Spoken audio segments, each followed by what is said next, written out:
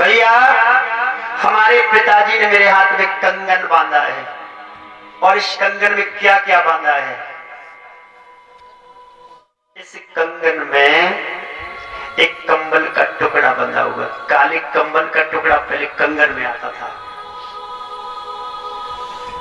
इस कंबल के इसी टुकड़े को पहन लूंगी, ओढ़ लूंगी, बिछा लूंगी, इसी से अपना जीवन बिता दूंगी। लेकिन तुमसे ये नहीं कहूंगी कि मेरे लिए वस्त्र लेके आओ। ये कसम खा के कह रही हूं मैं। ये समझा रही है अपने भैया को। लेकिन तुम हमारे साथ में शादी करो, सृष्टि का वर्णन आगे करना है। गृहस्थी के पालन में इसी तरह से निभाती रहूंगी। और देखो इस कंगन के मध्य में एक लोहे का छल्ला बंधा हुआ है। आज तो नहीं आता होगा, भगवान की कृपा से। पहले जो कंगन चलता था, आज से 30 और 40 साल पहले की बात है,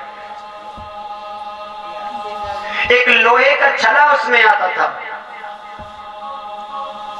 और एक उसमें थोड़ा छोटा सा चाकू आता था, बना हुआ होता है। तो भैया ने कहा मैं तेरी रक्षा नहीं कर पाऊंगा, कभी कभी हम बाहर भी चले जाते, तुझे कहां से रखाऊंगा। बोली भैया चिंता न करो, पिताजी ने हमारे हाथ में एक कंगन में चाकू बांधा है। इस चाकू को लेकर के, इस तलवार को हाथ में थाम करके मैं अपने शरीर की स्वयं रक्षा कर सकती हूँ, अपने धर्म को साबित बना सकती हूँ। किसी गैर के साथ कभी अपने धर्म को वंचित नहीं होने दूंगी।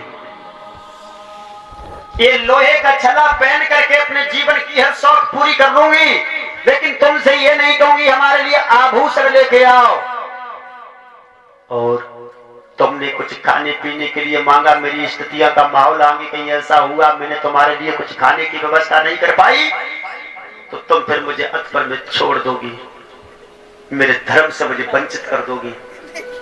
बोले भैया मैं सौगंध खा के कहती हूँ, हमारे पिताजी ने हमारे कंगन के अंदर ये चावल वाली भूसी होती है ना, ऊपर वाला छिक्कल होता है, अब तो नहीं बनता होगा ना, बांधा जाता है,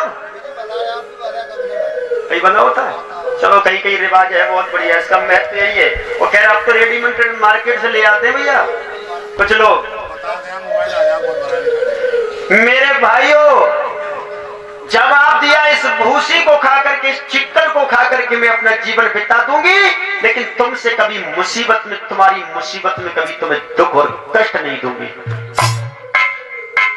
आजकल की माँ, आजकल की बेटी जब तक पूरी स्टैंडर्ड व्यवस्था नहीं होगी तब तक वो साथ रहने वाली नहीं है। बोले शादी कर लो।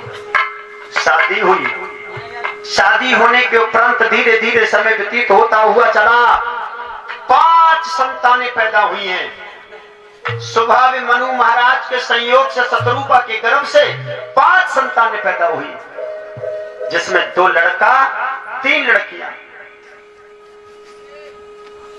प्रियव्रत और उत्तानपाद 2 पुत्र हुए हैं। बड़े पुत्र का नाम प्रियव्रत, छोटे पुत्र का नाम उत्तानपाद रखा गया। 3 बेटियां, देवहूति, आकुति और प्रसूति। अब तो सृष्टि आगे बढ़ती गई है भैया।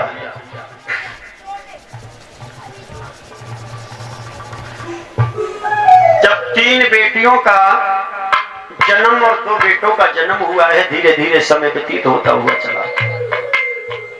अब धीरे धीरे सृष्टि आगे बढ़ती चली गई है। देवहूति का विवाह कर्दम ऋषि के साथ में कर दिया है स्वभाव मनु महाराज ने, जो ऋषियों को पहले पैदा किया था। काफी ऋषि पैदा किए थे शक्तियों द्वारा। ऐसा कोई संत नहीं था सत्य त्रेता द्वापर में जिसका विवाह नहीं हुआ हो। तो आजकल के संत की इज्जत जब ही होती है जब उसकी शादी नहीं होगी, तो वो तो संत है, बाल ब्रह्मचारी है। महाराज ब्रह्मचारी दुनिया में 2 ही हुए हैं। कौन ब्रह्मचारी है जमाने में?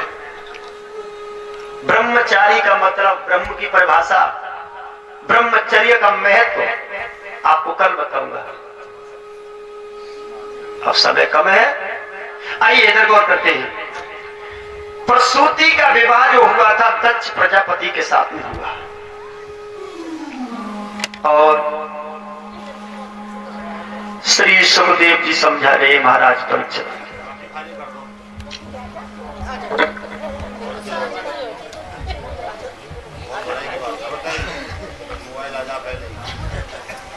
देवहूति का विवाह मेरे भाइयों कर्दम ऋषि के साथ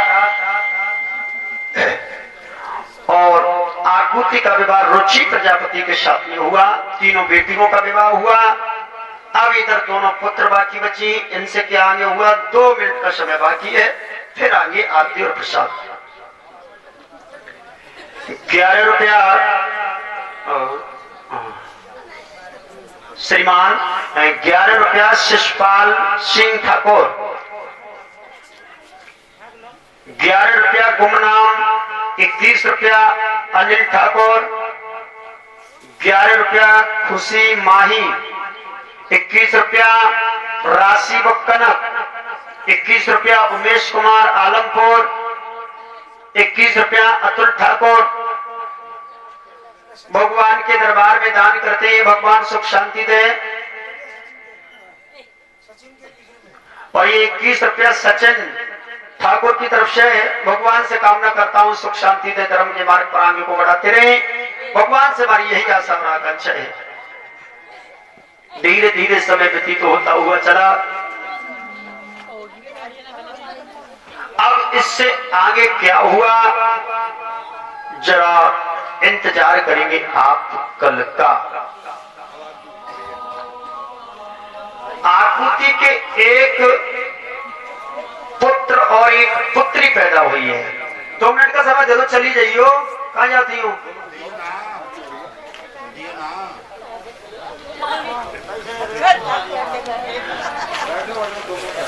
आकुति के गर्भ से एक पुत्र और एक पुत्री पैदा हुई है, जिन पुत्र का नाम यज्ञ पुरुष भगवान रखा गया। जो सुबह यज्ञ कराते हैं ना, ये यज्ञ भगवान जो है ये आकुति के गर्भ से। एक बेटी जिसका नाम दक्षिणा रखा गया था। ये बहन भाई है, यज्ञ की बहन दक्षिणा है। और यज्ञ करते समय जो दक्षिणा नहीं रखता है ना, वो पाप का भागीदार बनता है। क्यों? ये शक्तियां हैं। यज्ञ के समय जब किसी एक को निमंत्रण दे दो, किसी के घर से निमंत्रण आए, एक के लिए कार्ड भेज दो और एक भैया के मुख से कह आओ, तो समझो तुम्हारे में कौन आएगा? कार्ड वाला आएगा या मुख से कहने वाला आएगा? कार्ड वाला पहले जाएगा। और फिर हो सकता है वो भी रुक जाएगा। यार ऐसी क्या बात है, हमारे लिए कार्ड मेरे भैया से कहीं तक नहीं ना? तो यज्ञ संपन्न जब होता है तो यज्ञ के अनुसार दक्षिणा का महत्व बहुत बड़ा होता है। और ये दान ही इंसान को मृत्यु लोक से तार के ले जाता है। इसमें इंसान के पास समय नहीं है तपस्या करने का, भजन करने का। सिर्फ दान ही मोक्ष की प्राप्ति होता है। देवहूति की 9 कन्याएं और एक पुत्र हुआ है, जिस बेटे का नाम कपिल मुनि महाराज रखा गया। इन कपिल मुनि महाराज की आंखों की दृष्टि पड़ते ही पड़ते सगर का परिवार नष्ट हो गया था। 7,001 लड़का खत्म हो गए थे। अब ये कथाएं आपके आगे आएंगी। मेरे भाइयों, प्रसूति के 16 लड़कियां हुई, जिनमें एक लड़की का नाम था सती। जिन सती का विवाह भगवान शंकर के साथ में हुआ था और वो यज्ञ में किस तरह से जल के खत्म हुई थी, इंतजार करेंगे आप अब आगे कल का। अब इसी बीच में खड़े हो जाए आरती के लिए।